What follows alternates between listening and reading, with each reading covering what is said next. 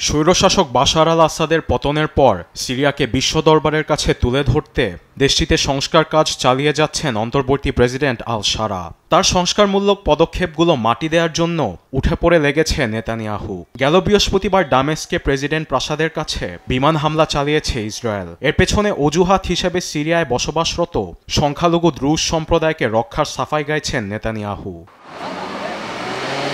Israeli Druze সম্প্রদায়কে রক্ষার জন্য প্রেসিডেন্ট প্রাসাদের পাশাপাশি দামেস্কের নিকটবর্তী অঞ্চল হারাস্তের সামরিক স্থাপনায় বিমান হামলা চালায় ইসরায়েলি প্রতিরক্ষা বাহিনী IDF। এছাড়াও দক্ষিণাঞ্চলের দেরা প্রদেশ ও উত্তর দক্ষিণাঞ্চলের হামাতেও শুক্রবার রাতে হামলা চালায় তারা। এতে হতাহতের ঘটনাও ঘটেছে।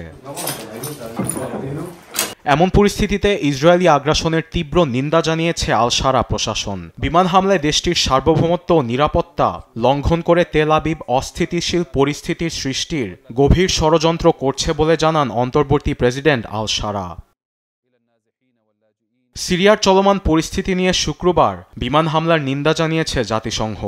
মহাসচিবের মুখপাত্র স্টেফান ডুজারিক বলেন, দেশটির সার্বভৌমত্ব লঙ্ঘন করে প্রেসিডেন্সিয়াল ভবনে হামলা চালিয়েছে ইসরায়েল। সিরিয়ার স্বাধীনতা, ঐক্য ও আঞ্চলিক অখণ্ডতা বজায় রাখতে ইসরায়েলকে হামলা বন্ধের সতর্কবার্তা দেন তিনি। এদিকে মহানবী সাল্লাল্লাহু আলাইহিসসাল্লামকে অবমাননার দায়ে সম্প্রতি সুন্নি ও দ্রুজদের মধ্যে ব্যাপক সংঘর্ষ হয়। পরিস্থিতি সহিংসতায় রূপ নিলে এতে প্রাণ হারান অনেকেই। পরিস্থিতি সামাল দিতে সোয়েদা প্রদেশের রাস্তায় টহলে নেমেছে নিরাপত্তা বাহিনী। রোদের কড়া তাপের মধ্যে অস্ত্র হাতে দেশ রক্ষায় ব্যস্ত তারা। অস্থিতিশীলতা ঠেকাতে আরব বিশ্বের প্রতি সহায়তার আহ্বান জানিয়েছে সিরীয়বাসী।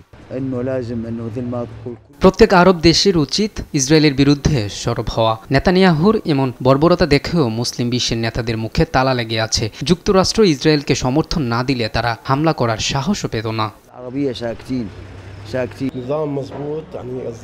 আমাদের হাতে অস্ত্র না থাকার কারণে আমরা হামলার উচিত জবাব দিতে পারছি না। আমেরিকা, ইসরায়েল তারা সবকিছু ধ্বংস করে দিয়েছে। নতুন প্রশাসনের একটু সময় দরকার সবকিছু গোছাতে। আরব বিশ্বের উচিত আমাদেরকে সাহায্য করা।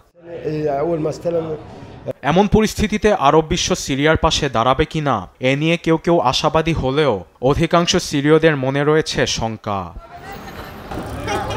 আরবেদ আফসার, নিউজ ডেস্ক, দেশ টিভি।